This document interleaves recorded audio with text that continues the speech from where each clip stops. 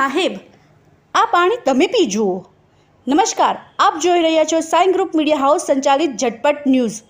નવસારીના ward number 13માંથી ચોંકાવનારા દ્રશ્યો સામે આવ્યા છે।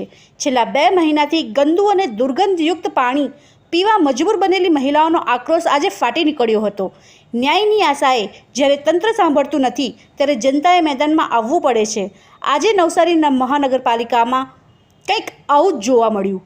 તલાવડી વિસ્તારની મહિલાઓનું એક ટોળું સીધું ડેપ્યુટી કમિશનર જેયુ વસાવાની ચેમ્બરમાં ધસી ગયું હતું। માત્ર રજૂઆત નહીં પણ હાથમાં ગંદા પાણીની બોટલો લઈને પહોંચેલી આ મહિલાઓએ કમિશનરને સીધો પડકાર ફેંક્યો કે જો આ પાણી અમે ન પી શકીએ તો સાહેબ તમે પીને બતાવો। નવસારીમાં પીવાના પાણીના પ્રશ્ને મહિલાઓ રૌદ્ર સ્વરૂપમાં જોવા મળી હતી। વોર્ડ નંબર 13ના તલાવડી વિસ્તારની મહિલાઓએ પાલિકા કચેરી ગજવી હતી। છેલ્લા 2 મહિનાથી નર્ક જેવી સ્થિતિ, નળમાં આવે છે ગટર જેવું ગંદુ પાણી। સાહેબ તમે પી જુઓ કહી ડેપ્યુટી કમિશનરને ભીસમાં લેવાયા। રસોઈ કઈ રીતે કરવી? છોકરાઓ બીમાર પડી રહ્યા છે, શું કરીએ અમે? વારંવારની લેખિત રજૂઆત છતાં તંત્ર નિષ્ફળ જતાં મહિલાઓએ હંગામો કરવાનો વારો આવ્યો। મહિલાઓનો આરોપ શ્રમિક વિસ્તાર હોવાથી મહાનગરપાલિકા દ્વારા હલકી ગુણવત્તાની કામગીરી કરી ઓરમાયું વર્તન કરાય છે। તો આવો સાંભળીએ સ્થાનિક મહિલા શું જણાવી રહ્યા છે। समस्या करना पे કારણ કે પાણી વગર અમારા ઈમાં અમારા કામ છૂટી ગયા તો બધું થાય પણ હવે પાણી તમે ખરાબ આપે તો એનું તમે કરો નિરાકરણ અમારા પાણી એટલું આપણે હાથ બોલીએ તો ગંધાય ભાઈ પાણી તો ચોખ્ખું આપે કબ્રસ્તાનમાંથી પાણી લઈએ નરેશભાઈ વેચાતું પાણી લાવીને મેળવીએ। કેટલા રૂપિયાનું પાણી કાલે અમારું કેટલા રૂપિયાનું પાણી થયું કેમ તમને 60 રૂપિયાનું પાણી થયું પાણી લાવવા દેવામાં આજે 2 મહિના તો ફૂલ આ 2 મહિનાથી તો રસ્તા ખોદેલા તેની તમે કઈ કરો ને મારા બાંધવામાં ડેમેજ લાઈન 4 વર્ષ થયા। બાંધવામાં તમે જોઈ તો ઊભી નહીં રહેવાય, અમારે ખવાય નહીં પીવાય નહીં, કોઈ આપતું નથી જતું નથી। બાંધવામાંથી આવતા તો ઝાડ બોલે કે લોકો તમે કઈ કરાવતા નથી। એવી કઈ હોસ્પિટલ છે જ્યાં કેન્સર માટે સર્જરીની સેવા હોય, કિમોથેરાપીની સારવાર હોય, રેડિયેશનની સારવાર હોય, પીટી સીટી સ્કેન હોય, કેન્સરની પેથોલોજી હોય, મેમોગ્રાફી હોય, એટલે કે બધું જ। હા, બધી જ સારવાર એક જ હોસ્પિટલમાં હોય, તે છે નવસારી નિરાલી કેન્સર હોસ્પિટલ। રોજાના 7 દિવસ રહેલા છે।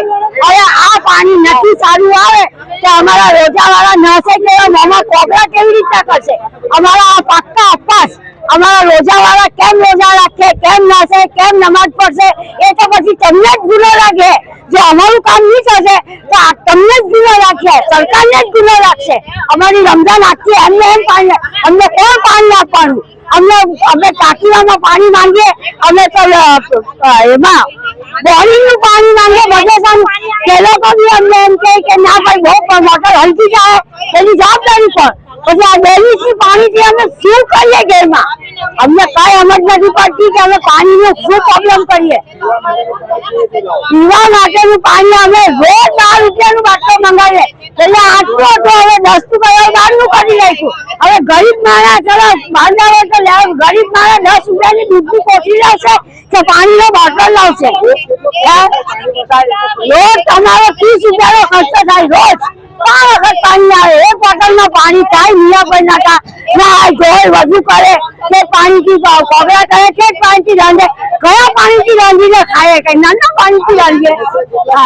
આ સમસ્યા 3 મહિના થવાના, 2 મહિના પૂરા થયા, 3 મહિના થવાના તો કોઈ કઈ કરે?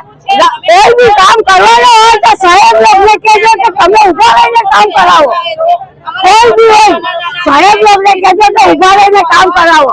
અમારું રમઝાન આવતો પહેલા પરફેક્ટ વખતો કરી દેવો, એકદમ પરફેક્ટ કરી દેવો તો અમે તમારી વાહવા કરવું કે નહીં કેવું પડે અમે ગયેલા તમારું કામ કરે એ નહીં કર્યું, પાછળની ગઈ અમારી વાત। એટલે તમે અમારી મહેરબાની કરીને આટલી દયા કરજો અમારા પર। અમે બહુ વખતથી દુઃખી છે, દુઃખી એટલે આજે 30-35 વર્ષ થઈ ગયા અમે આ બ્લોક નથી રાખ્યા, અમે આ રોડ નથી દઈ। અમે કેમ લઈએ કેમ નહીં, કોઈ દિવાળી બાઈ થાય ને તો આજની તારીખમાં બચ્ચાના હાથે મરી જાય। અમારા મોહલ્લામાં એકથી બે છે અમારા મોહલ્લામાં કે હજી તો રિક્ષામાં મૂકે લઈ જાય રિક્ષા ચાલી જ નહીં, 4 દિવસે કાલ થઈ ગયા। આનથી તો બધી સમસ્યા હું જોઈએ તમને, એનથી તો બધું હું જોઈએ। પાણી તો સારા જીવ પડશે, આદમીની જાન ગઈ, માણસની જાન જતી ગઈ।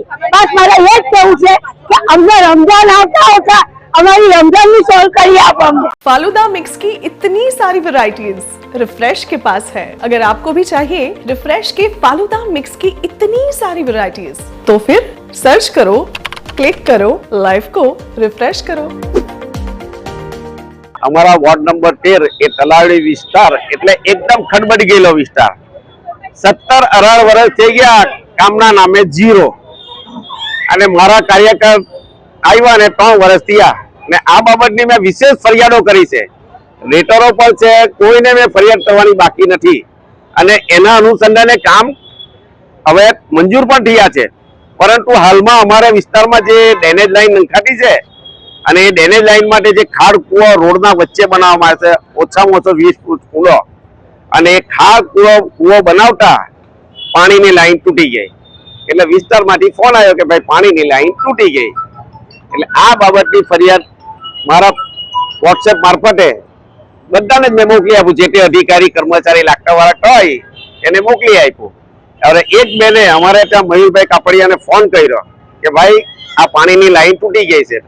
એ ભાઈ પાછો એમને એમ જવાબ આપે કે આ ડેમેજ કોન્ટ્રાક્ટરની ભૂલ છે એટલે કોન્ટ્રાક્ટર બનાવે।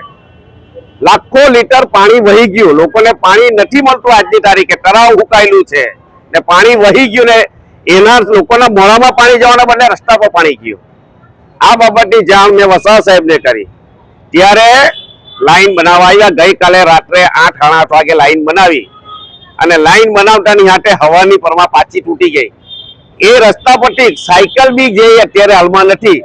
તો મારું એ કહેવાનું કે આ અધિકારી કર્મચારી કેવા પ્રકારનું કામ કરે? આપણે લોકોના ટેક્સના પૈસાનો પગાર લેતા છે, એટલી શરમ રાખો કે ટેક્સના પૈસાના પગારને તમે લોકોને સુખાકારી માટે રાખી આપે। ને બીજું કે તમારાથી કામ નહીં થતું હોય તો મહેરબાની કરીને રાજીવ નામું મૂકીને ઘરે બેસો, કે કોઈ તમારા બદલે સારા કર્મચારી આવે। કે આવા વેઠ ઉતારવા વાળા તો અમને કોઈ સંજોગોમાં ચાલતા નથી। લોકો ટેક્સ ભરે, ટેક્સના બદલામાં એને સવલત મળવી જ જોઈએ।